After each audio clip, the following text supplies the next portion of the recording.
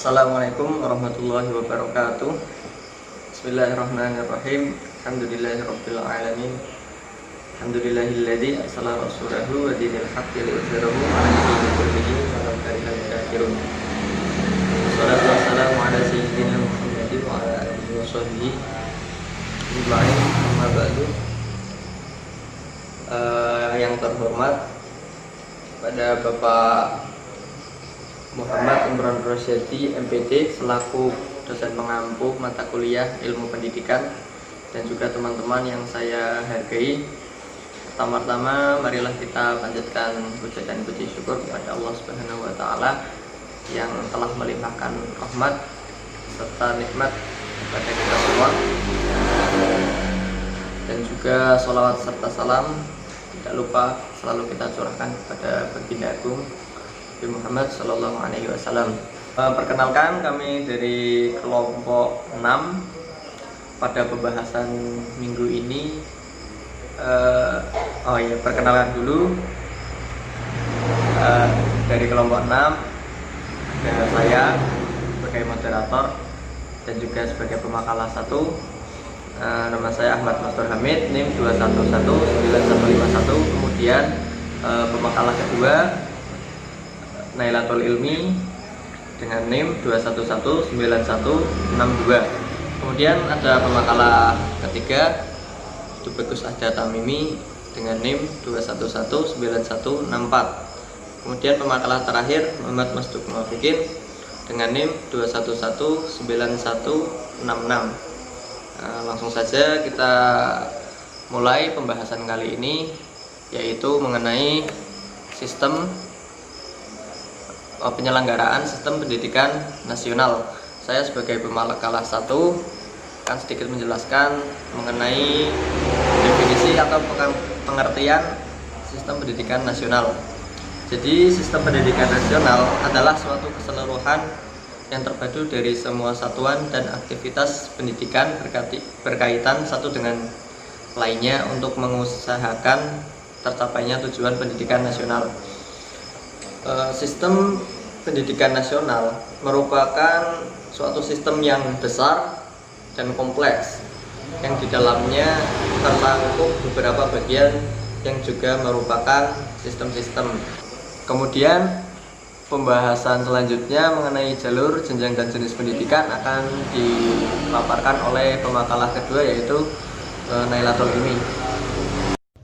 Assalamualaikum warahmatullahi wabarakatuh. Perkenalkan, nama saya Nailatul Ilmi, NIM 2119162. Di sini saya akan melanjutkan presentasi materi yang kedua, yaitu jalur, jenjang, dan jenis pendidikan. Yang pertama yaitu jalur pendidikan. Jalur pendidikan adalah sarana yang dilalui oleh peserta didik untuk upaya mengembangkan potensi diri dalam proses pendidikan untuk mencapai suatu tujuan pendidikan yang sesuai. Jalur pendidikan terbagi menjadi 2, yaitu jalur pendidikan sekolah dan jalur pendidikan luar sekolah.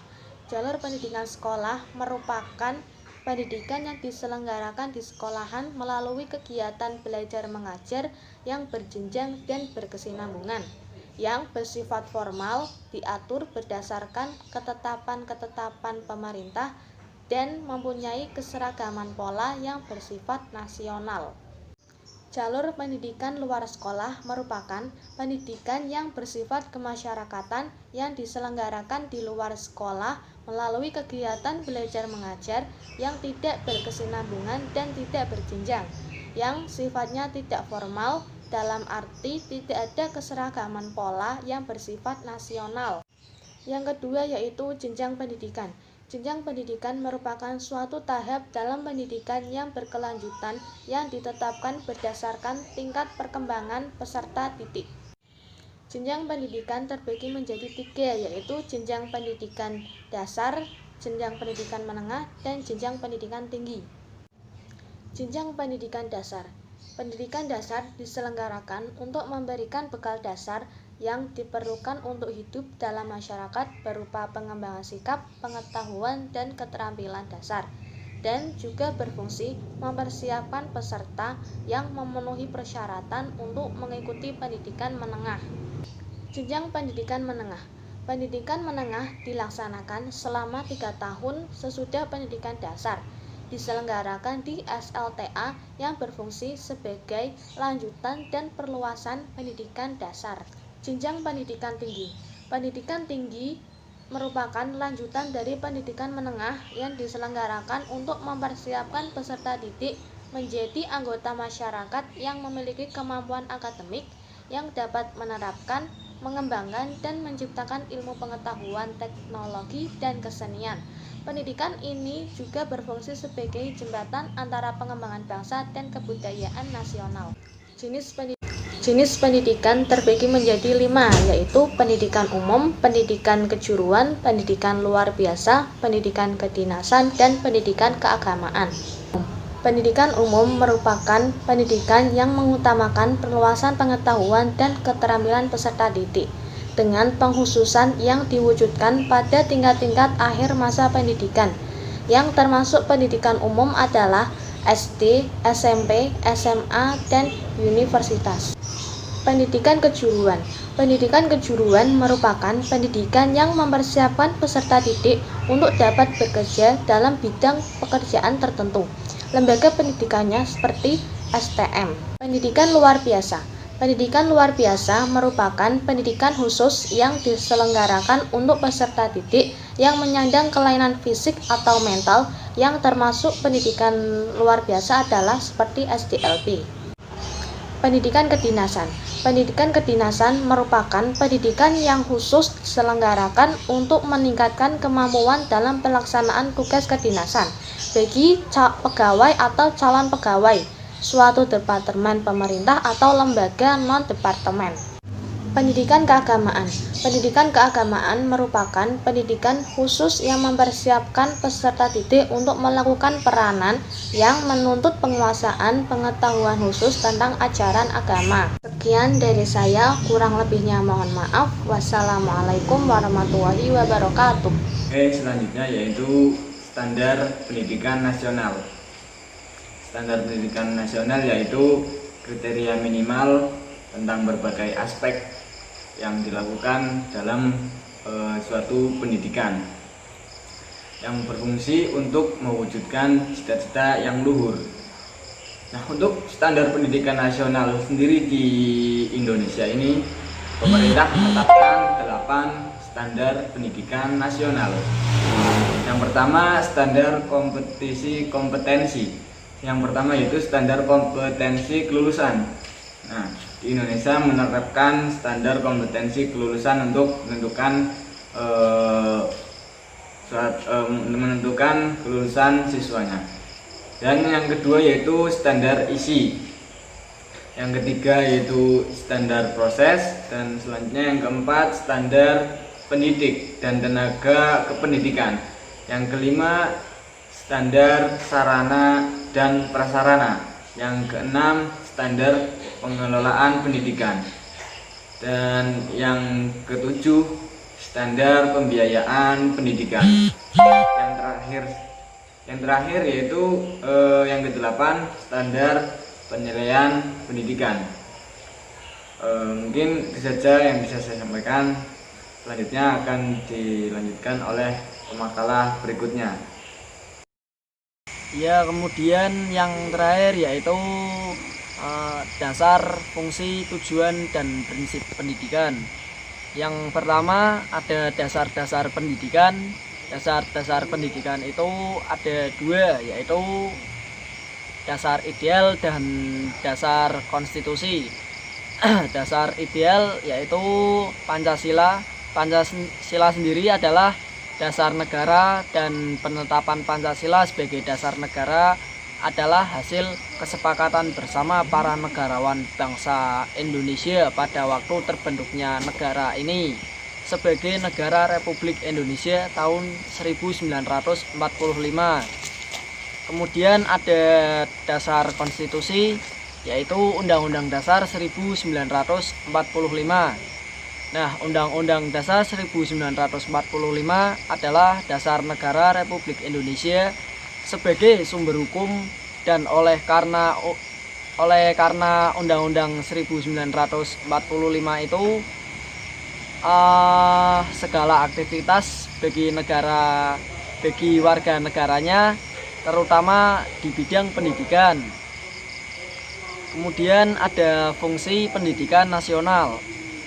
Fungsi pendidikan nasional adalah memberikan sesuatu pengajaran dengan ilmu pendidikan untuk membentuk karakter bangsa yang takwa kepada Tuhan Yang Maha Esa, serta mencetak karakter, kreativitas, dan kecerdasan sejak dini.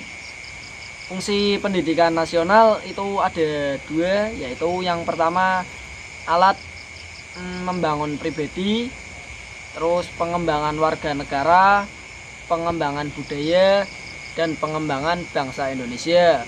Kemudian yang kedua yaitu menurut Undang-Undang Republik Indonesia nomor 2 tahun 1989 bab 2 pasal 3 yang berbunyi pendidikan nasional berfungsi untuk mengembangkan kemampuan serta meningkatkan mutu kehidupan dan martabat bangsa Indonesia dalam rangka upaya mewujudkan tujuan nasional. Tujuan pendidikan nasional itu dalam Undang-Undang nomor 2 tahun 1989 juga ditegaskan bahwa tujuan pendidikan nasional adalah mencerdaskan kehidupan bangsa serta mengembangkan manusia Indonesia seutuhnya. Dengan artian bahwa manusia yang beriman dan bertakwa kepada Tuhan Yang Maha Esa memiliki budi pekerti yang luhur, memiliki keterampilan dan pengetahuan, kesehatan jasmani dan rohani, memiliki pribadi yang baik, mandiri, dan memiliki rasa tanggung jawab kemasyarakatan dan kebangsaan. Nah, yang terakhir ada prinsip pendidikan nasional. Sesuai Undang-Undang nomor 20 tahun 2003 tentang Sidiknas ada 6 prinsip. Ketentuan ini diatur pada bab 2 pasal 4 yang diuraikan dalam 6 ayat. Yang pertama yaitu pendidikan diselenggarakan secara demokratis dan berkeadilan serta tidak diskriminatif dengan menjunjung tinggi hak asasi manusia, nilai keagamaan, nilai kultural, dan kemajemukan bangsa. Yang kedua ada pendidikan diselenggarakan sebagai satu kesatuan yang sistematik dengan sistem terbuka dan multimakna. Terus yang ketiga ada pendidikan diselenggarakan sebagai suatu proses pembudayaan dan pemberdayaan peserta didik yang berlangsung sepanjang hayat. Kemudian ada pendidikan diselenggarakan dengan memberi keteladanan, membangun kemauan, dan mengembangkan kreativitas peserta didik dalam proses pembelajaran. Kemudian pendidikan diselenggarakan dengan mengembangkan budaya membaca, menulis, dan berhitung bagi segenap warga masyarakat. Terus yang terakhir ada pendidikan diselenggarakan dengan memberdayakan semua komponen masyarakat melalui peran peserta dalam penyelenggaraan dan pengadilan mutu layang pendidikan. Ya, demikian yang bisa kami jelaskan. Mungkin teman-teman bisa mendapat sedikit gambaran mengenai pembahasan kali ini. Kemudian kami sebagai pemakalah mengucapkan terima kasih dan juga mohon maaf apabila ada kesalahan itu datangnya dari kami. Apabila ada kebaikan itu datangnya dari Allah Subhanahu wa taala. Terima kasih. Wabillahi taufiq wal hidayah. Assalamualaikum warahmatullahi wabarakatuh.